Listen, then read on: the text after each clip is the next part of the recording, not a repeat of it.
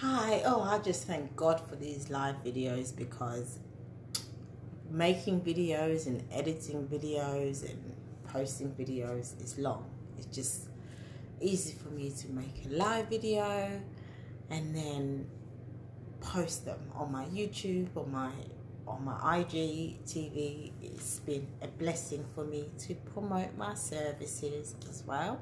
And this video is really about promoting my psychotherapy service, which is Steph. That's your psychotherapist service. If you haven't yet been familiarized with that or heard of it, and this video is really to talk about self-parenting, which is part of my psychotherapy service.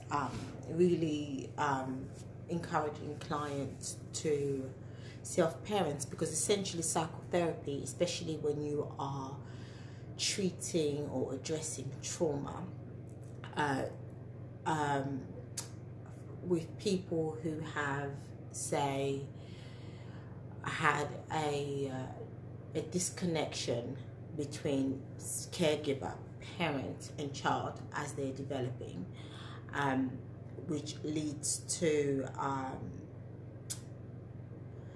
unhealthy brain development, which is why some people end up with all kinds of personality disorders or trauma or anger management, unable to self-regulate their emotion. And when that connection is lacking in the first early stages of your life, you develop all these problems. This is how neuroscience psychotherapy has explained it. And if you haven't been parented properly, or if you feel that there isn't really, I couldn't really tell you what it means for somebody to not be parented properly, because that's all subjective. All our experiences are subjective. Two people can grow up in the same household and have completely different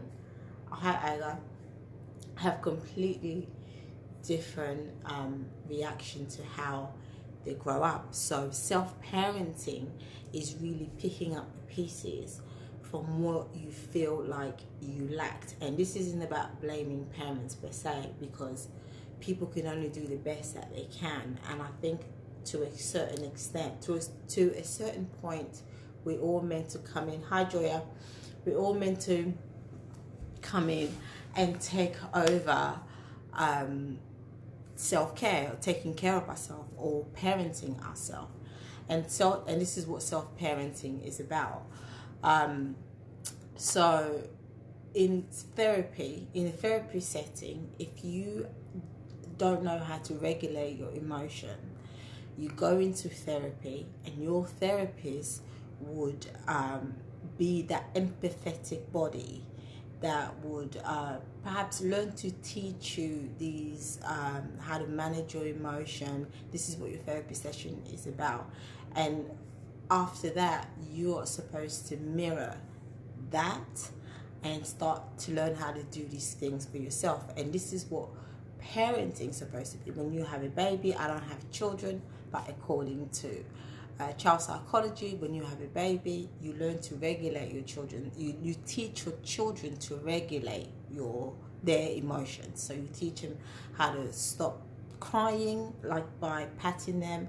You pick them up, you teach them how to self-soothe. And yeah, so this is what self-parenting is about. I started self-parenting very, very early on, and some people say that I must be really connected to myself, because I really felt like there was no space for children in my life in my 20s. Absolutely not. I had all of these emotions going left, right and center. This is even before I understood psychology. And I started self-parenting because I felt within myself there was already a developed adult, but at times I would feel these strong child emotions that needed to be taken care of. And I began to split myself in a way, because when sometimes I'll feel an emotion that's really, really strong, I get really dysregulated, and I have to kind of be another voice that learns how to soothe myself in a way that wasn't um, detrimenting to my health or my life.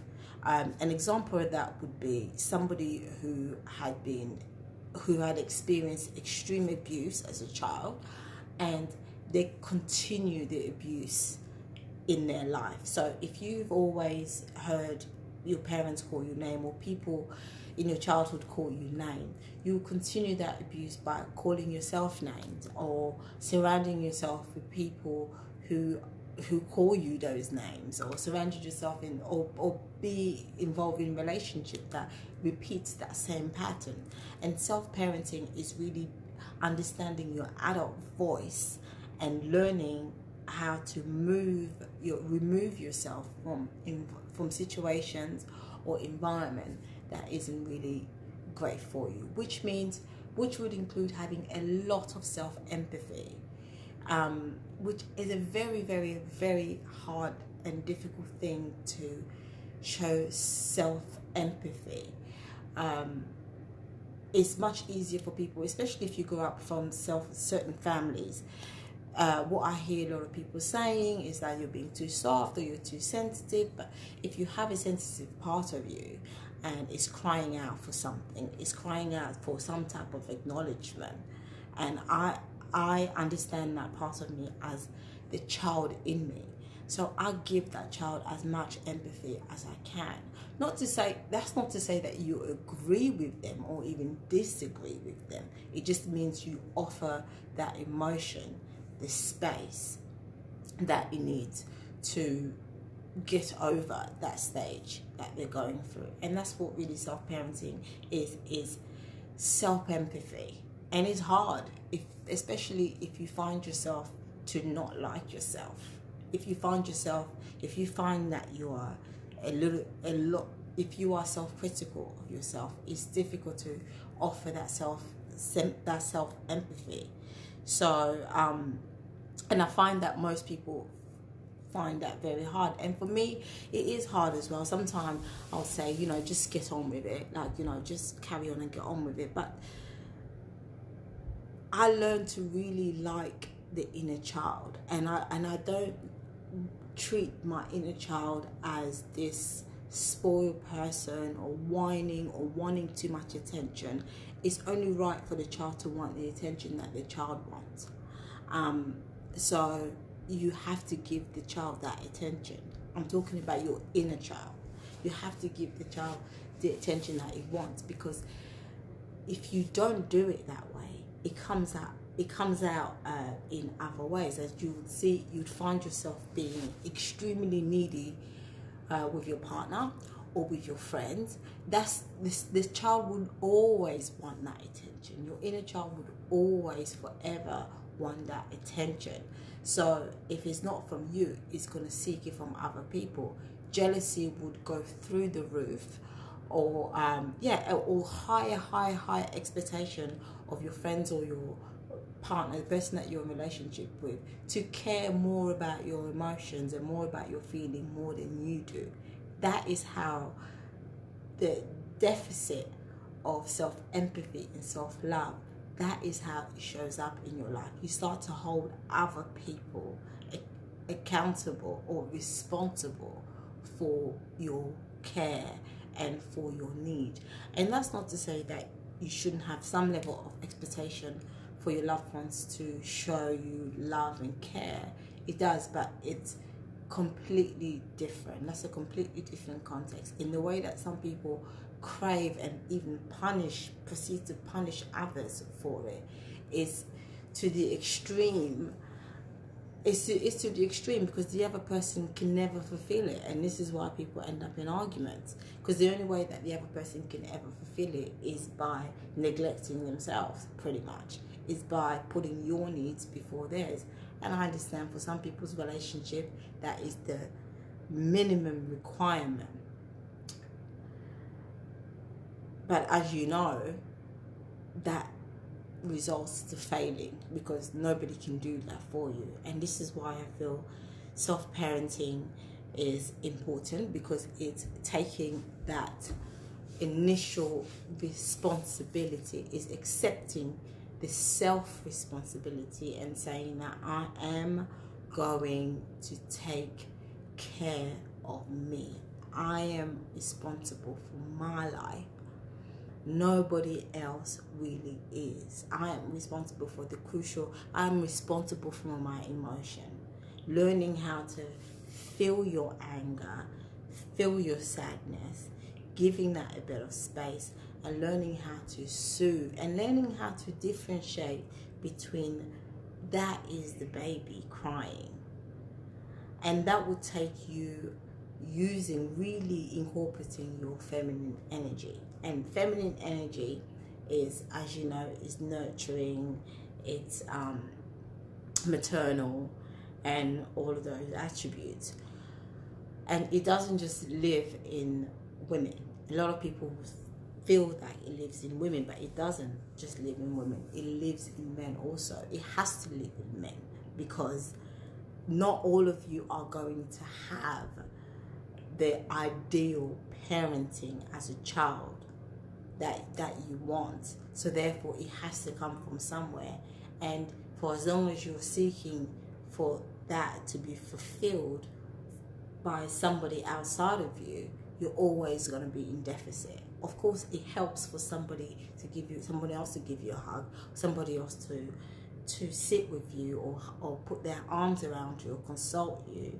But you have to have those tools yourself to be able to stand upright, to be able to not put yourself in a ditch. You have to be able to know that you can do it. And nobody else is ever going to know the deepness of your hurt. Nobody else is ever going to be able to empathize with you properly as you can do for yourself.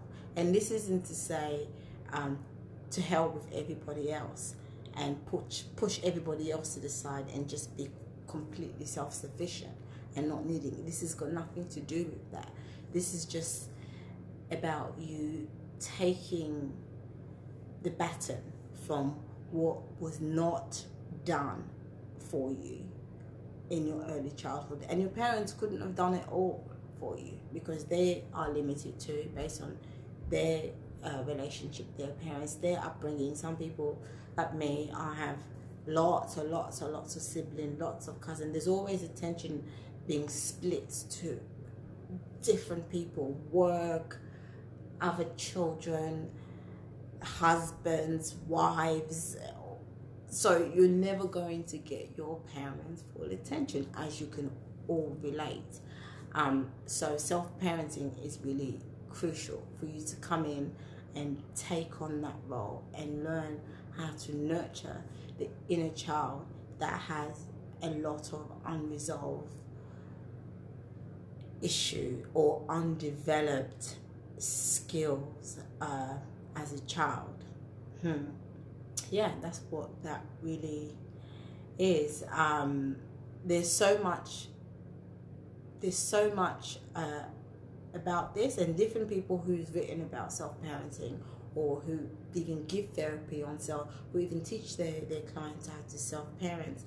The information out there is very sketchy, right? It's theorized heavily, and a lot of people have doubts about it. A lot of people feel uncomfortable addressing the inner child, as if it's awkward. I could never understand that, because if you're gonna be awkward with yourself, I could never really understand it, because there's no escaping you. There's no escaping the emotion that comes up. So it's better to address it, because it's going to come out one way or another. And the last thing anybody wants is for it to come out in a way that isn't controlled, or in a way that is going to perpetuate self-harm. And that's the two things that you really want to avoid, because it's so easy for you to continue the abuse. It's so easy if you look at your own history of how you've treated yourself, or even of how you've entertained certain thoughts that come into your head. Negative thoughts will always come into your head. You don't have to have come from a terrible childhood for you to have negative thoughts, because they're out there in the ether. They don't belong to anybody in particular. They're just out there. Yes, some of them could have been something that has lingered from what you heard as a child, but a lot of it is just out there. So it's always going to come into your head. However, there is a way that you don't have to entertain it. You don't have to join with it. Like, you don't have to, if you get sacked from a job, or if you have a manager who isn't very nice to you and overly critical, you don't have to agree with that by continuing to criticize yourself, or calling or agreeing that you're not good enough, or you don't have to get that. Is re-traumatizing. That is perpetuating the abuse. You don't have to agree with a friend who makes a terrible comment about your appearance, or your parent who makes a terrible comment about your appearance. You don't have to agree with that. That is perpetuating. You don't have to force yourself to, well, you don't have to call yourself names if you procrastinate, for instance, right? Oh, I'm lazy, I'm not good enough, or I'm not this. That is the opposite of self-empathy. It's understand. It's like if a kid comes up to you, and which a lot of parents do now. You see these videos on IG where the child will come up to their parents and say, "Mom, Dad, whatever, I'm finding this really hard. I'm finding this really hard." And the parent goes, "You can do it. You can do it. You just need to try harder. I know it's in you. You can do it." Okay, right.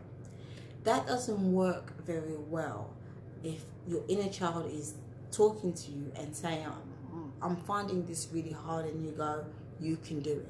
They can do it. You can do it. All of that is right. But that's not necessarily always required, okay? The child might know that they can do it. I might know that I can do this.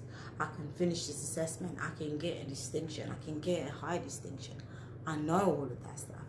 But if I say to myself, "This is really hard," all I want is unconditional positive regard in that moment. If I'm on the verge of giving up, that's different. That's when you come in and you say, "You can do it." But if I say, "This is hard, I'm really tired, I'm really struggling," all I say to myself as this parent, I know it's hard, because that's all the child wants. The child wants unconditional positive regard. Like, this is how you feel, and I honor that this is how you're feeling right now. It's hard. You don't have to go in with the affirmation and motivational speak. That has its place, but self-parenting is not about doing that, because then that can easily turn into, "Oh, you're so useless. Oh, I can't believe you just let yourself down. I can't believe you failed yourself again." Because you're going to get there before you get to the motivational part. Before you get to be motivated enough, you're going to get to the self-loathing first. And this is why it's important. And there are some steps in it. First of all, there is acknowledging the inner child's pain. That's very different from ruminating over your past experiences and blaming. That's very different from blaming. This is not about blaming. This person did this, that person. It's just simply acknowledging there is pain there based on this historical fact and that historical fact. I was in a lot of pain when this happened. Just giving the inner child unconditional positive regard without going into the blame. that is what self-parenting is. It's the same way if you have a child and your child come up to you and said that they've been bullied, they've been called this, and this is how they feel about it, you would listen and you would acknowledge that this is how they feel, this is what, and yeah, being heard, that's what the child wants. And when the child feels that they've been heard, a lot of the feeling subsides. A lot of the feelings subside, because that's all it takes. It just takes an acknowledgement. It doesn't take a plan of vengeance, a phone call of blaming or accusing or any of that stuff. It's just about listening to yourself and listening to what the child is feeling in that moment. And being able to distinguish between the way I'm feeling now, the way I'm feeling, because sometime as well, like a friend of mine was talking the other day, and she said, it's only when she got into her 30s, she realized that whenever she was so terrified of making mistakes at work, because whenever she would make a mistake, she's almost like you return back. Hi Raj, you return back to that child again. Fear of being in trouble, fear of getting into trouble. You're so afraid that you're going to get a whipping or a telling off or being called not good enough. Or at 30, she was saying I realized that when I was about 27 years old, when I was having a meeting with my area manager about something, I made a mistake, and I wouldn't let up that I just made a mistake. Like, I wanted to be punished for it. Like, as if I never gave myself enough room to even make a mistake. And when I realized that, I got a bit worried about that. And I guess that's where my journey of self-parenting was, because to me, I just felt like I couldn't afford, and you have to kind of like yourself, right? And because I did, I just couldn't afford to live in constant guilt or feeling shitty about myself. That in itself never felt great. So instead, I started looking into giving myself empathy and understanding. If I was tired, I was tired. And it wasn't an excuse, it was just the fact. And we would work around how we can manage our time better, how we can manage our work better in the adult body. But the adult self had always given time to the inner child. And that's the beginning of your self-parenting journey, is acknowledging the child, giving unconditional positive regard, giving empathy, and this is the basic of person-centered therapy, and living in congruence and making sure that your inner feelings or your inner values matches your life, the life that you're living. Thank you for those of you who have joined, and thank you for those of you who are watching this later. Any questions you have on this, just hit me up. There's lots of information out there about self-parenting, and they're all different. A lot of them are different, but nevertheless, a lot of it is really about learning how to. I guess the common theme in it is really learning how to nurture oneself. Thank you.